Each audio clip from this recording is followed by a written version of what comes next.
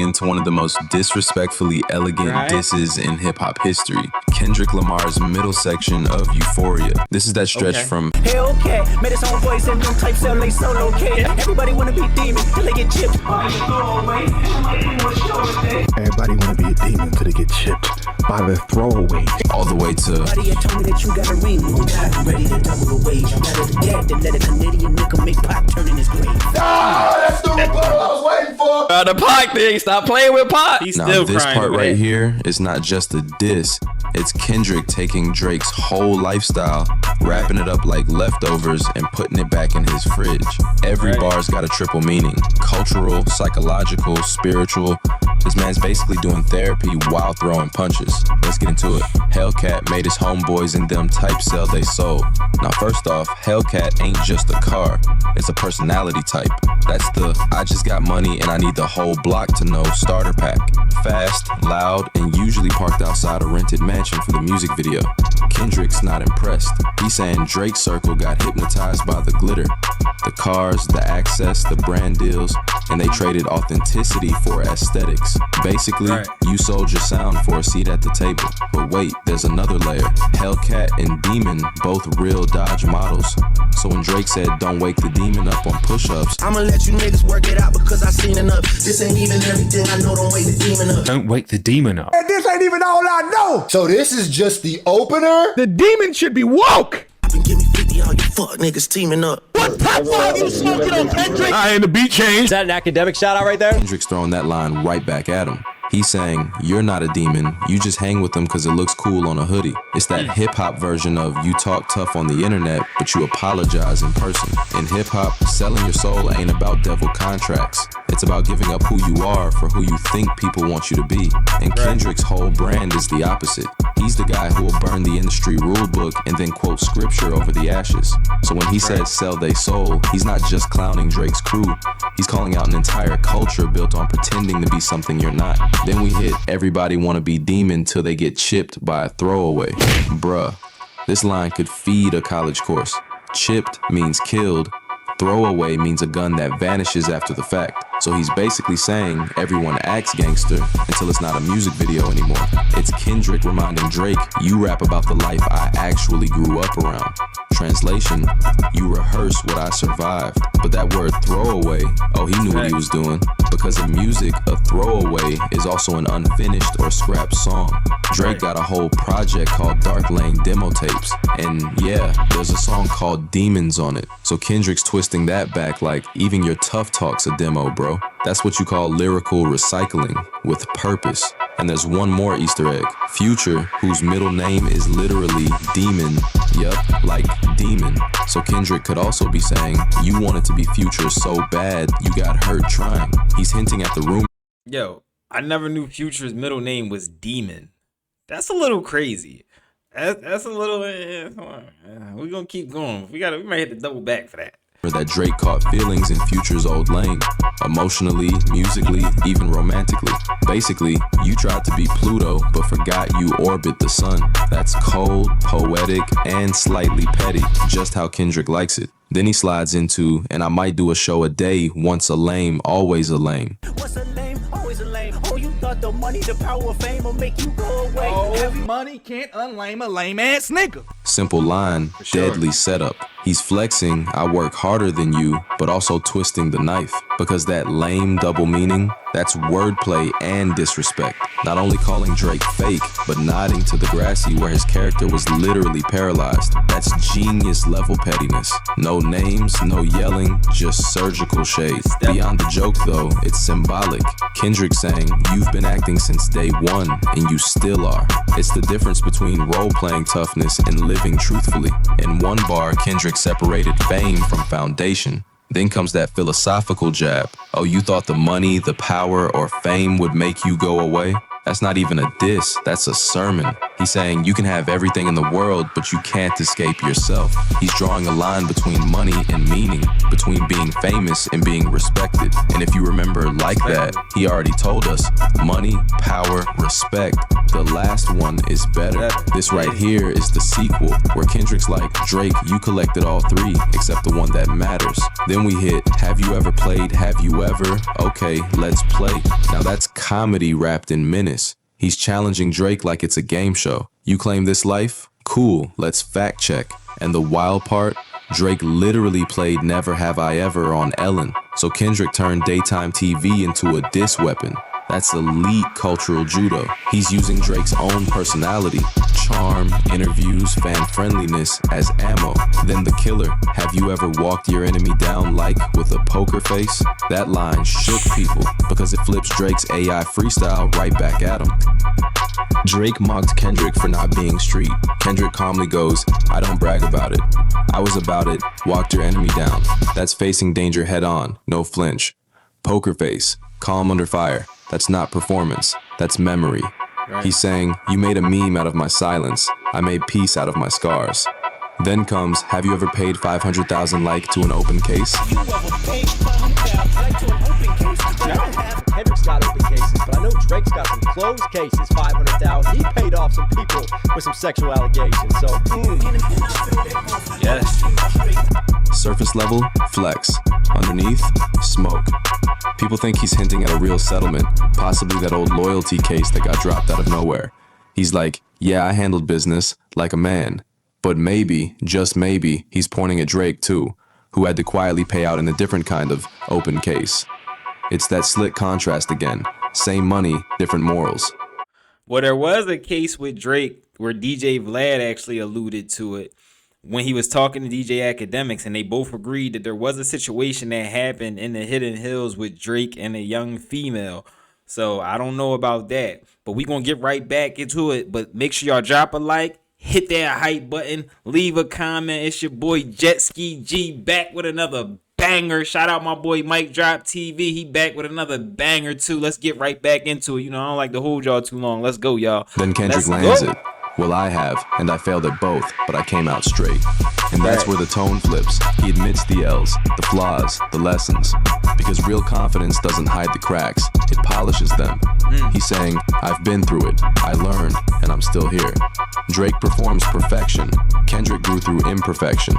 That's the real difference between an artist and an algorithm. So when you step back and connect it all, from Hellcat to Open Case, it's not just a diss. It's a philosophy lecture with an 808. Kendrick's talking integrity, ego, psychology, even spiritual alignment. He's dissecting what happens when fame eats authenticity, and he's doing it bar by bar.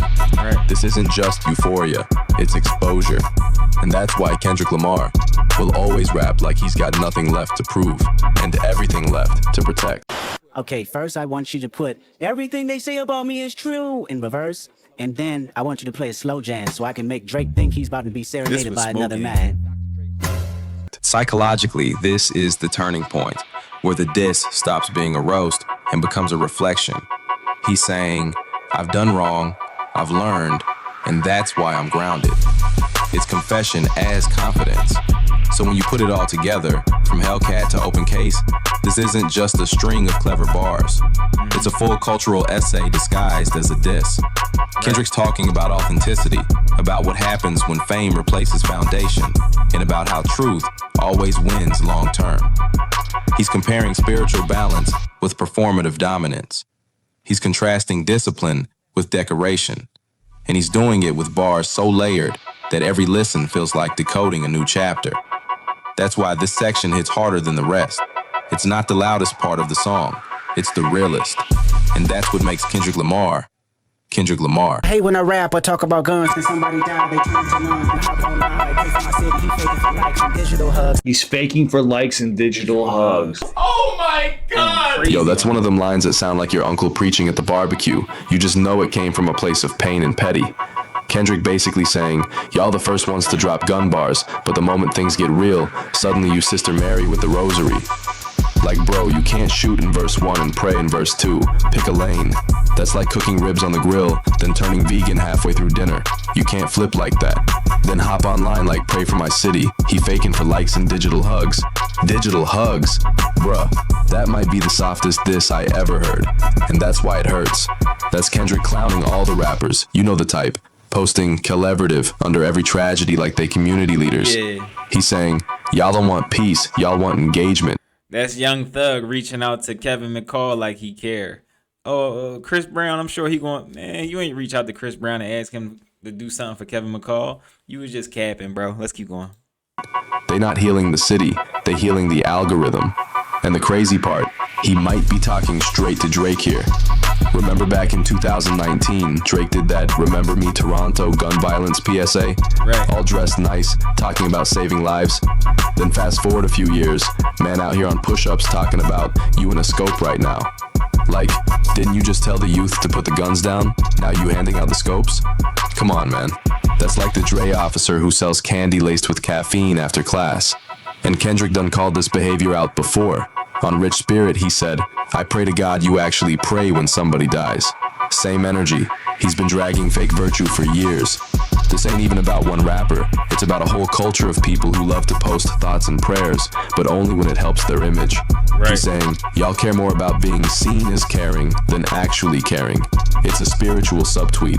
Then he slides into a whole different lane. His daddy a killer, he wanna be Junior. They must have forgot the stuff that they done. His daddy a killer, he wanna be Junior. They must have forgot the shit that they done. The ninja must run in his family, but let it get shaky. I park his son. Not his daddy! Oh my God! Let it get shaky. I park his son. He broke the word Parkinson down. Ooh, now we calling out the family tree. This where Kendrick gets surgical. See that daddy line? That's Birdman, Drake's Cash Money boss. And Junior, that's Lil Wayne. Kendrick basically saying Drake out here trying to inherit gangsta points from his rap fathers. He's like, bro, you not mob, you borrowed mob energy. You ever see a kid wearing his dad's work uniform pretending to be the boss? Yeah, that's the visual. But hold up, there's another layer. That Junior could also be Jay Prince Jr. And when Kendrick say daddy a killer, he talking about that Houston mob ties lineage Drake keeps name dropping. Kendrick like, aight, cool, your OG's got history. But you just got a feature.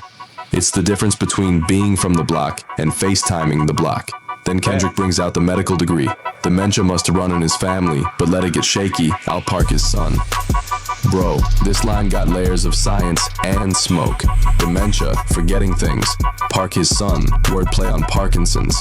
Kendrick really said, let's make neurology violent. But for real, he's saying Drake's crew forgets their own dirt.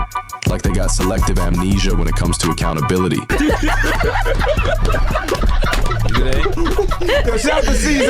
the favors, the ghostwriters, the controversy. Yeah, that kind of memory loss. Then let it get shaky, another wordplay. Shaky like Parkinson's. Shaky like when people start folding under pressure. Kendrick saying, if y'all start trembling, I'll steady the hand myself.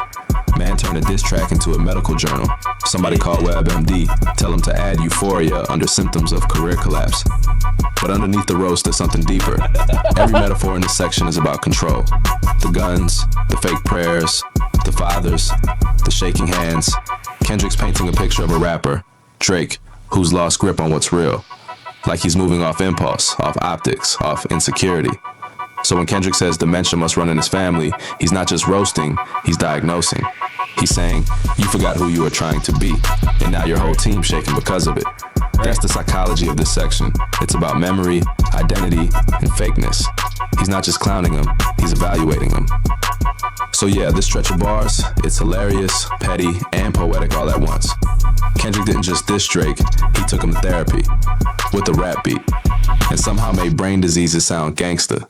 That's elite penmanship. This nigga Kendrick is different. The very first time I shot me a Drake, the homie had told me to aim it this way. About the Draco. Play on words. Okay, so now we finally get some name dropping. This is hip hop, nigga. I didn't point down enough. Today I show you I learned from those mistakes. Today I show you I learned from those mistakes. So remember all that stuff on push-ups and the tailor-made freestyle where Drake was talking about being on top of the mountain and looking down at Kendrick. Man, Kendrick said, I didn't look down enough. It's not just street slang for a Draco pistol. It's also Kendrick's wordplay on Drake himself. Man's firing shots both literally and lyrically. And he says, I didn't point down enough. Today, I'll show you I learned from those mistakes. That's just poetic pettiness.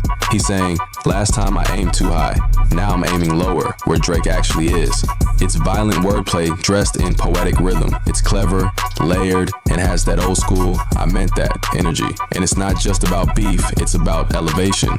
He's painting Drake as the guy below him. Not a peer, not a rival, just a target that got misplaced last time. In short, Kendrick saying, I've adjusted my aim and I don't miss twice. Then we get somebody had told me that you got a ring. I'm tired, I'm ready to double the wage. I'd rather the dead than let a Canadian nigga make Pac turn in his grave. Ah, that's the rebuttal I was waiting for. The Pac thing, stop playing with Pac. You can say I'd rather do that than let a Canadian nigga let Pac turn over in his grave, though, nigga. You should have never used Pac, my nigga. Now you gotta pay. And right there, Kendrick turns from marksman to auctioneer. He's talking about Drake buying Tupac's custom diamond ring for over $1 million back in 2023. That ring, the one Pac designed himself before his death, literally became a symbol of legacy, passion, and defiance. Kendrick saying, I'll pay double just to keep you from touching Pac's name. That's not just a flex, that's spiritual gatekeeping. Because for Kendrick, Pac isn't merchandise. He's a mentor, a moral compass. So when Drake used... And that's facts, because there is... like these medallions and stuff like that are very symbolic in hip hop. Like y'all might not know, but it's on record that Beanie Siegel said that Jay-Z would actually go in the booth and record with Big's necklaces on. And you would see like the greats tend to always try to dress up like other greats or wear their jewelry because it's symbolic and it has the essence of their spirit, how they see it within the jewelry and within the different signage and stuff like that. So this is actually a thing in hip hop. It's actually kind of spooky and kind of spiritual, but this is what they're doing. The same way with Kendrick, now he goes around with DMX's chain on. Type time. Come on, let's keep going, y'all. Pac's voice through AI on his tailor-made freestyle that crossed the sacred line. Drake's producers literally cloned Tupac's and Snoop Dogg's voices using AI to mock Kendrick. Imagine someone using your hero's voice to taunt you. Kendrick didn't need to tweet about it. He put it in the music. And the irony? Pac's estate immediately threatened legal action. They said the record wasn't just illegal, it was disrespectful. They called it a blatant abuse of Tupac's legacy. That's when Drake quietly deleted the song. So when Kendrick says, I'd rather double the wage than let a Canadian make Pac turn in his grave, he's defending more than pride. He's defending history. It's like watching a museum curator check a rapper for bad behavior. And that word Canadian, listen close. Kendrick says it almost like comedian. That's intentional. He's clowning Drake, saying the dude's so unserious about hip-hop tradition that he might as well be a stand-up act. Because to Kendrick, legacy isn't a costume you wear for a verse. It's a responsibility you carry. Then Kendrick hits cutthroat business. You got it twisted. What is it, the braids? Cutthroat business, you got shit twisted. What is it, the braids? What is it, the braids? He said you got shit twisted. Is it the braids? I like that he ain't making this shit serious either. This part's hilarious and surgical at the same time. He's quoting Drake's own Instagram caption from February 2024, where he said, cutthroat business. Drake was bragging about surviving the industry. Kendrick flips it like, you sure it's the business that's ruthless? Or maybe your hairstyle's cutting off circulation. That twisted word's doing double duty. It's about mental confusion and Drake's twisted braids. The man turned a hairstyle into a diagnosis. It's a perfect setup for what's next, because those braids, they've become a whole meme on TikTok. People joking that if your twists are too tight, you start acting different. Kendrick's basically saying, you've been in this game so long, your image is choking your clarity. It's funny, but also philosophical. And that cutthroat business line might also be a nod to Kodak Black's cutthroat business brand, which makes sense, because Kodak was featured all over Kendrick's Mr. Morale and the Big Steppers. Here's where it gets interesting. Kodak once said he and Drake were planning a project together. Then Drake dropped Her Loss with 21 Savage instead. So Kodak felt played and distanced himself completely. So Kendrick saying, cutthroat business, that's him reminding Drake, you've been switching alliances so long, you probably think betrayal's a career path. And when you pair that with the Pac reference, it gets even deeper. Because cutthroat now sounds like a metaphor for Drake literally cutting into Pac's voice using AI. It's a shot at how far the industry will go for clout, even digging up legends for promo. So yeah, cutthroat business, more like cultural malpractice. This whole section, from the Drake to the Ring to the Cutthroat, is Kendrick at his sharpest. It's equal parts comedy, cultural commentary, and cold-blooded writing. He's exposing Drake's choices not just as weak, but weird. He's painting Drake like the guy who studies the game, but never understands it. And Kendrick, he's standing on integrity and clowning anyone who confuses imitation for inspiration. That's not just battle rap, that's art with aim. And that right there, fam, is why this middle section of Euphoria is pure genius. Kendrick wasn't just throwing bars, he was throwing history lessons, cultural punches, and a little bit of comedy just to remind folks who's really built for this. Every line had a target, every metaphor had a message. And every line and metaphor hit with like astounding accuracy.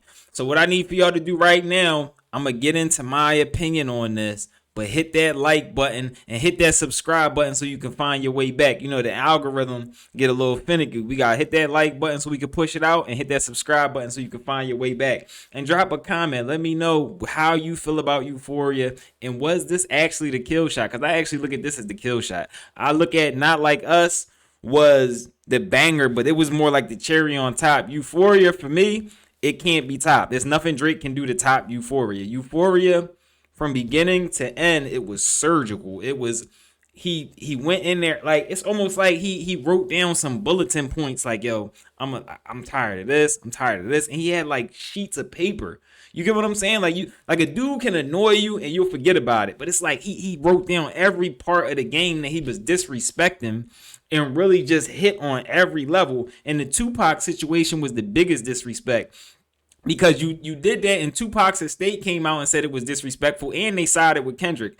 And you did that with Snoop Dogg, which was kind of weird, because then it put Snoop in a weird situation where Kendrick's actually his nephew, and he don't mind you, but why you putting me in the middle of the situation and I ain't asked to be there? So everything that ended up happening to Drake, he actually ended up deserving because he was doing too much. For one, you don't care about the essence of hip-hop. I'm actually tired of Timbaland, too, with these AI rappers and singers and stuff like that, and AI writers. You taking away from the artists, and Timbaland should know better. But Drake, you was about to do the same thing if we would have let this AI Tupac song go. If we would have let this stuff go in hip hop, AI songs of just, you know, of people that ain't alive anymore, and AI songs, they had the potential to take over the game. Why would you even want that? Why would you want to kick real artists out of the game to use AI? But it also shows how much he's using AI to probably write his raps, write his thoughts out. He's probably using AI for everything. And we can't put that past Drake because he'll do anything for a hit. He don't care if it's reggae, he want the hit. He don't care if it's pop, he want the hit. He don't care if it's country, he want the hit. He don't care if it's R&B, jazz, rap, down to hip hop. As long as it's a hit and it's a song he can steal, he on it. So everything that happened to him from Euphoria to Not Like Us, it is what it is, and you bought that. You deserve that. So let me know what y'all think in the comments. How do y'all feel about this? It's your boy Jet Ski G. If ain't nobody told you they love y'all, you know I love y'all. Also, I'm gonna drop 2 more bangers. One right here, one right here. Both of them bangers. I'm gonna catch y'all in the next video. I'm out, y'all. Killed him.